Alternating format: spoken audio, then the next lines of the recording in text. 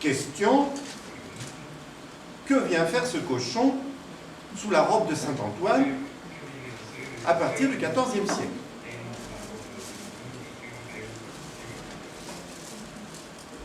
La question mérite d'être posée, parce que, au fond,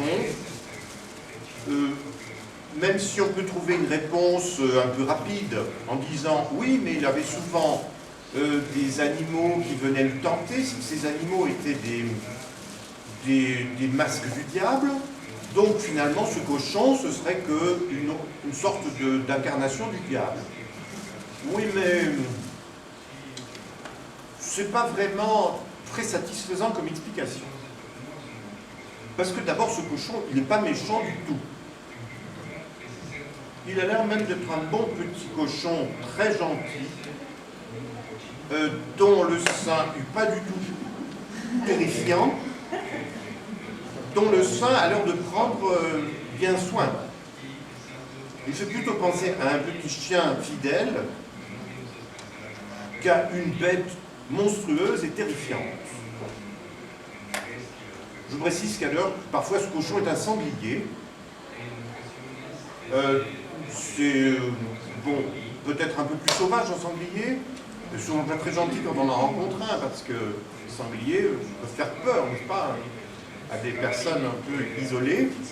Ils ont des charges un peu violentes, hein, quand on les surprend un peu de manière à l'improviste. Mais là encore, le sanglier, quand il est avec Saint-Antoine, il n'est pas vraiment terrifiant ni diabolique. Donc, il n'y a rien de diabolique dans ce cochon. Alors, on va garder la question un petit peu de côté pour voir maintenant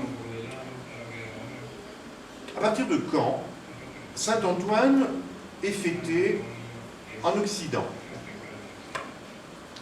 Eh bien, il faut dire que pratiquement du IVe au XIe siècle, on ne trouve aucune trace de son culte en Occident. Même si Saint Jérôme le mentionne sa date de fête au 17 janvier, la fête n'a jamais été véritablement inscrite au calendrier de l'Europe occidentale, je dirais de la partie occidentale de l'Europe, avant le XIIe ou le XIIIe siècle. Et donc il y a une sorte de phénomène très curieux de résurgence ou d'apparition d'un saint dans le contexte de la chrétienté, un saint qui avait peut-être été un petit peu oublié parce qu'il ne faisait pas partie, je dirais, de la tradition des pays en question. L'Égypte, c'est quand même loin, le Moyen-Âge, c'est quand même pas tout à fait un pays qu'on connaît bien. Et puis, un personnage qui venait de là-bas, vous savez, c'était un peu comme si on arrivait d'une autre planète. Donc, on ne peut pas trop comprendre, a priori, comment le saint est arrivé, particulièrement dans la région de Grenoble, où on a gardé les premières traces de son culte vers le XIe siècle. Alors c'est un militaire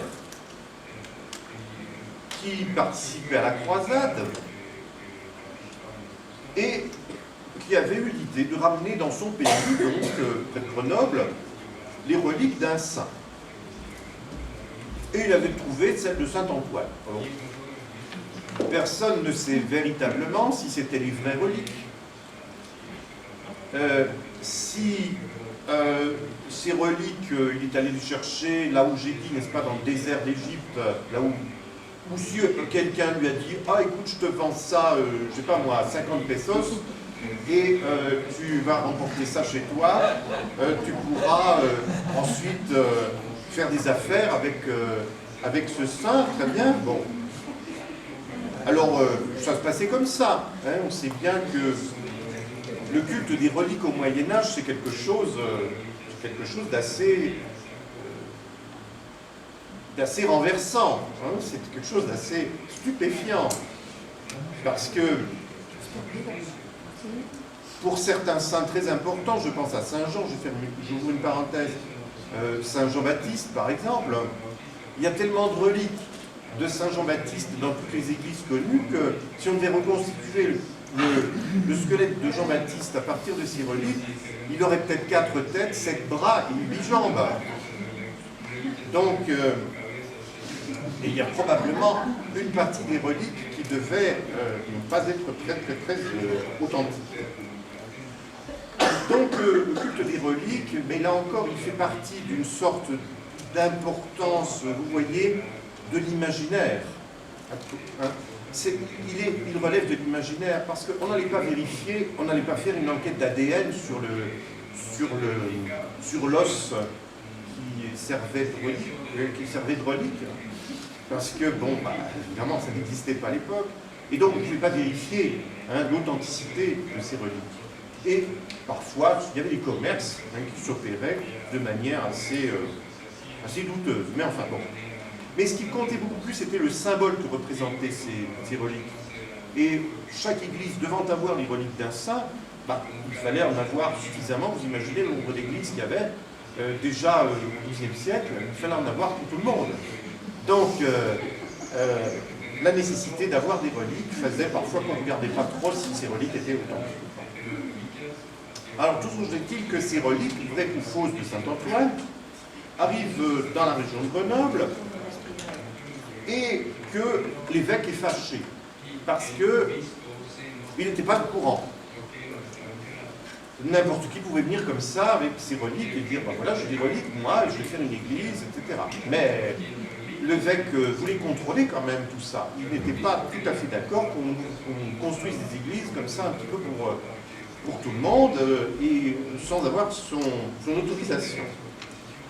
Enfin, je vous passe les détails de cette histoire difficile.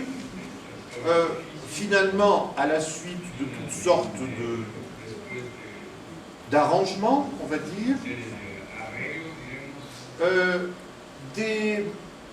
une autorisation est accordée pour construire une église en l'honneur de Saint-Antoine.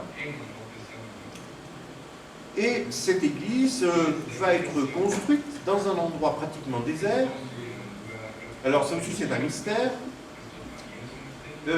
Pratiquement au milieu d'une forêt,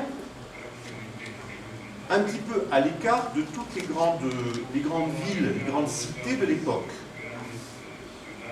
Pourquoi est-on allé installer cette église en l'honneur de Saint-Antoine au beau milieu d'une forêt, dans un tout petit village qui porte aujourd'hui le nom du saint, Saint-Antoine de l'Abbaye, et qui est guère plus grand que probablement il n'était au Moyen-Âge. Sinon, maintenant, il y a quelques petites maisons supplémentaires autour de l'église, mais ce n'est pas une grande ville, Saint-Antoine, c'est un tout petit village. Très vite, cependant, un culte va se développer et même un ordre monastique va être créé. On va l'appeler l'ordre des Antonins, du nom de Saint-Antoine,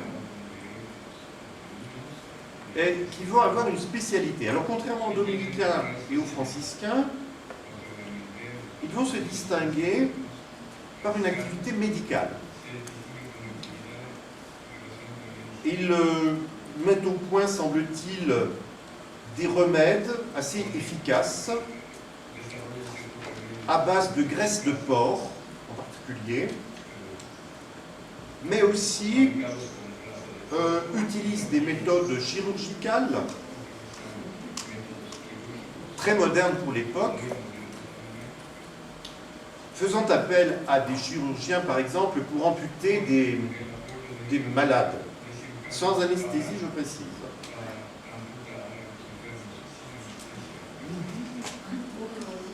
Mais c'était souvent nécessaire, vu l'état des personnes en question, et on préférait encore amputer des membres gangrénés, des membres malades, plutôt que de laisser les gens souffrir encore plus atrocement, parce que souvent la médecine était incapable de trouver des remèdes assez